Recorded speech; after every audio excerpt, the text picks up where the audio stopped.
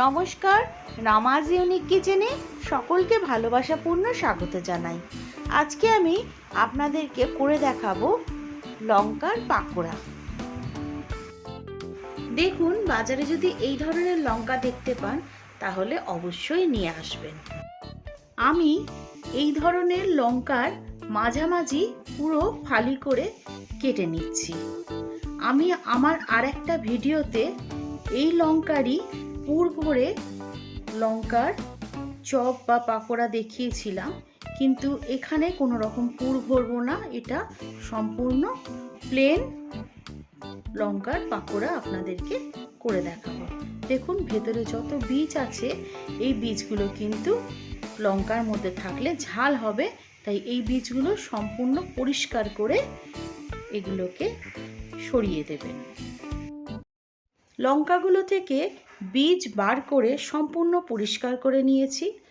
আর এর মধ্যে এবার আমি দিয়ে দেব ভিনিগার। ভিনিগার দেওয়ার কারণে লঙ্কার মধ্যে যদিও কিছুটা ঝাল থেকে থাকে, তবে সেই ঝালটা আর থাকবে না, সেটা চলে যাবে। এইভাবে লঙ্কাগুলোকে ভিনিগারে ভিজিয়ে আধা ঘন্টা রেখে দেবো। লঙ্কাগুলো যাতে পুরো ডিপ করা যায় তার জন্য একটা লম্বা টাইপের পাত্র নিয়ে নিলাম, আর তাতে নিয়ে নিলাম 1 কাপ পরিমাণে বেসন, 2 চামচ নিয়ে নিলাম চালের গুঁড়ো, আর মুচমুচে হওয়ার জন্য নিয়ে নিলাম 1.5 চামচ পরিমাণে সুজি,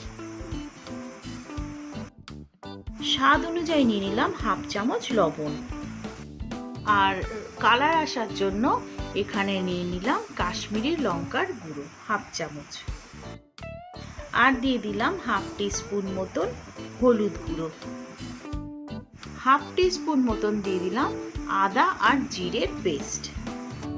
সমস্ত উপকরণগুলো ভালো করে মিলিয়ে নিয়ে এর মধ্যে আমি দিয়ে দিলাম সামান্য পরিমাণে জল দেব, আর এই ব্যাটারটাকে ভালো করে ফেটিয়ে নেব।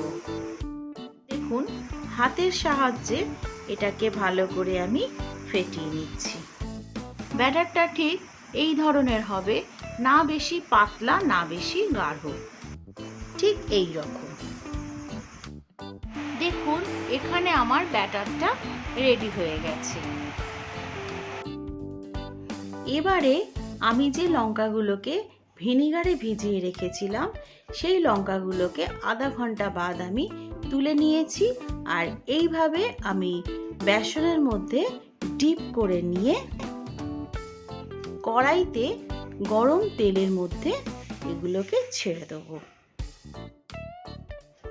এবার এগুলোকে ভালো করে উল্টে পাল্টে কড়া করে ভেজে নেব।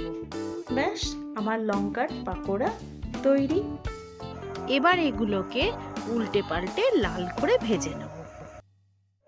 আমি এখানে কোনো রকম কালার কিন্তু দিইনি বেসনের মধ্যে, শুধুমাত্র লাল লঙ্কার গুঁড়োর জন্যই এই ধরনের রং হয়েছে।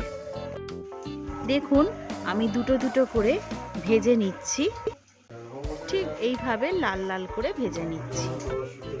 দেখুন, এখানে যে মুচমুচে হয়েছে তার একটা আওয়াজ আপনারা হয়তো পাচ্ছেন, আমি আপনাদের দেখিয়ে দিচ্ছি। শুধু চালের গুঁড়োর জন্য আর সুজির জন্য এই ধরনের মুচমুচে হয়েছে। আমি এটা এইভাবে সাজিয়ে নিয়েছি।